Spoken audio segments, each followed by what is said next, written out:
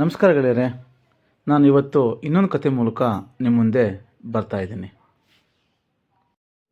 ಕತೆಯ ಹೆಸರು ದುಡಿಮೆಯ ಮಹತ್ವ. ಒಂದು ಊರಲ್ಲಿ ಒಬ್ಬ ಯುವಕ ಇರ್ತಾನೆ. ಅವನು ತುಂಬ ಸೋಮಾರಿ. ಮನೆಯಲ್ಲಿ ಕುಳಿತು ಊಟ ಮಾಡೋದನ್ನು ಬಿಟ್ಟರೆ ಬೇರೆ ಏನೂ ಮಾಡ್ತಾ ಇರಲ್ಲ. ಯಾವಾಗಲೂ ಟೈಮ್ ವೇಸ್ಟ್ ಮಾಡ್ತಾ ಇರ್ತಾನೆ.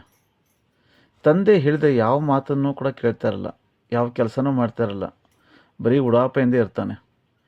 ಇವನಿಗೆ ಪಾಠ ಕಲಿಸ್ಬೇಕು ಅಂತ ತಂದೆ ಒಂದು ಉಪಾಯ ಮಾಡ್ತಾರೆ. ಮರುದಿನ ಅವನು ಕರೆದುಬಿಟ್ಟು, ನೀನು ಹೊರಗೆ ಹೋಗಿ ದುಡ್ಕೊಂಡ್ಬಿಟ್ಟು 50 ರೂಪಾಯಿ ತಂದ್ರೇ ನಿಂಗೆ ಮನೆಗೆ ಊಟ ಹಾಕೋದು, ಇಲ್ಲ ಅಂದರೆ ಇಲ್ಲ ಅಂತ ಹೇಳ್ಬಿಟ್ಟು ಅವನಿಗೆ ಖಡಾಖಂಡಿತವಾಗಿ ಮಗನಿಗೆ ಹೇಳ್ಬಿಡ್ತಾನೆ.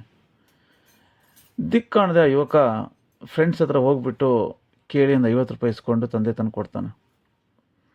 ಆ ಹಣವನ್ನು ತಂದೆ ಇಸ್ಕೊಂಡು ಅವ್ರ ಮನೆ ಹತ್ರ ಇರೋವಂಥ ಒಂದು ಬಾವಿಗೆ ಬಿಸಾಕ್ಬಿಡ್ತಾರೆ. ನಾಳೆ ಮತ್ತೆ 50 ರೂಪಾಯಿ ತರಬೇಕು ನೀನು ಅಂತ ಹೇಳ್ತಾರೆ.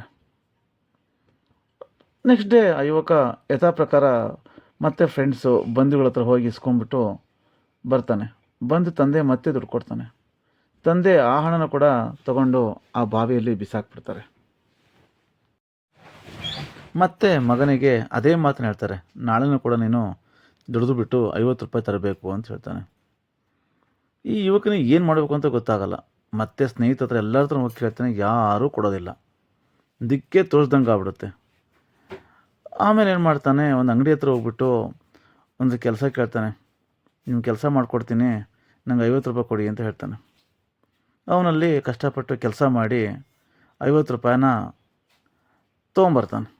ತೊಗೊಂಬಂದು ತಂದೆಗೆ ಮರುದಿನ ಕೊಡ್ತಾನೆ. ಅವ್ರ ತಂದೆ ಅವತ್ತು ಕೂಡ ಹಣ ತೊಗೊಂಡ್ಬಿಟ್ಟು ಬಾವಿ ಹಾಕಕ್ಕೆ ಹೋಗ್ತಾನೆ. ತಕ್ಷಣ ಹುಡುಗ ತಂದೆ ಕಾಲು ಹಿಡ್ಕೊಂಡ್ಬಿಡ್ತಾನೆ. ಯಾಕಪ್ಪ ದುಡ್ಡನ್ನು ಎಸೀತಾ ಇದ್ದೀರಾ? ದಿನವೂ ನೋಡ್ತಾ ಇದ್ದೀನಿ, ಇವತ್ತು ತಂದಿದ್ದೀನಿ, ಎಷ್ಟು ಕಷ್ಟಪಟ್ಟಿದ್ದೀನಿ ಗೊತ್ತಾ ಅದಕ್ಕೆ. ನಾನು ಅಂಗಡಿಯಲ್ಲಿ ಬೆಳಗಿನ ಸಂಜೆವರೆಗೆ ಕೆಲಸ ಮಾಡಿದ್ದೀನಿ, ಅಂಥ ಕಷ್ಟಪಟ್ಟು ದುಡ್ಡನ್ನು ಎಸೀತಿದ್ರಲ್ಲ, ಯಾಕೆ ಹಂಗೆ ಮಾಡ್ತೀರಾ ಅಂತ ಹೇಳ್ತಾರೆ. ಆಗ ಅವ್ರ ತಂದೆಗೆ ತನ್ನ ಮಗನಲ್ಲಿರುವಂಥ ಆತ್ಮವಿಶ್ವಾಸ ನೋಡಿ ನಗುತ್ತಾ ಹೇಳ್ತಾರೆ, ಮಗನೇ, ನೀನು ಬೇರೆಯವರಿಂದ ಪಡೆದ ಹಣನ ಬಾವಿಯಲ್ಲಿ ಹಾಕಿದಾಗ ನಿಂಗೇನು ಅನ್ನಿಸ್ತಿಲ್ಲ, ಏನೂ ದುಃಖ ಆಗಲಿಲ್ಲ. ಆದರೆ ಅದೇ ನೀನು ಕಷ್ಟಪಟ್ಟು ದುಡ್ದು ಸಂಪಾದಿಸಿ ತಂದ ಹಣನ ನಾನು ಬಾವಿ ಹಾಕೋದಾಗ ನೀನು ವಿರೋಧಿಸಿದೆ. ಹಣದ ಬೆಲೆ ಅಥವಾ ಕೆಲಸದ ಮೌಲ್ಯ ಗೊತ್ತಾಗೋದು ಪರಿಶ್ರಮದಿಂದ ಮಾತ್ರ ಅಂತ ಹೇಳ್ತಾರೆ.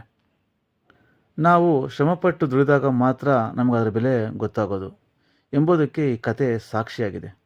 ನಾವು ಬದುಕಿನಲ್ಲಿ ಭಾಳಷ್ಟು ಆಸೆ ಮಾಡ್ತೀವಿ, ಆದರೆ ಅದಕ್ಕಾಗಿ ಶ್ರಮ ಪಡದೆ ಸರಳ ದಾರಿನ ಹುಡುಕ್ತಾ ಪ್ರಯತ್ನಿಸ್ತೀವಿ, ಅಡ್ಡದಾರಿ ಹಿಡಿತೀವಿ, ಮತ್ತೊಬ್ಬರಿಗೆ ಕೆಲಸ ಆಗಲಿ ಅಂತ ಬಯಸ್ತೀವಿ, ಅಂದರೆ ಮತ್ತೊಬ್ಬರಿಂದ ಆಗಲಿ ಅಂತ ಬಯಸ್ತೀವಿ. ಪರಿಶ್ರಮವಿಲ್ಲದೆ ಬಂದ ಯಶಸ್ಸು ಕ್ಷಣಿಕವಾಗಿರುತ್ತದೆ ಹಾಗೂ ನಮ್ಮನ್ನು ಸೋಮಾರಿಗಳನ್ನಾಗಿ ಮಾಡುತ್ತದೆ.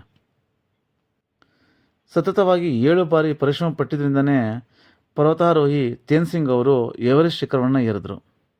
ಪದವಿ ಪಡೆಯದ ಅಂಗವಿಕಲರಾಗಿದ್ದ ಥಾಮಸ್ ಆಲ್ವಾ ಎಡಿಸನ್ನು ನಿರಂತರವಾಗಿ ಪರಿಶ್ರಮ ಪಟ್ಟು ಸಂಶೋಧನೆ ಮಾಡಿದರು. ಇದೇ ರೀತಿ ಅಸಂಖ್ಯಾತ ಸಾಧಕರು ತಮ್ಮ ಕಷ್ಟಗಳನ್ನು ಬದಿಗೊತ್ತು ಯಶಸ್ಸಿನ ದಾರಿಯನ್ನು ತೋರಿಸಿದ್ದಾರೆ.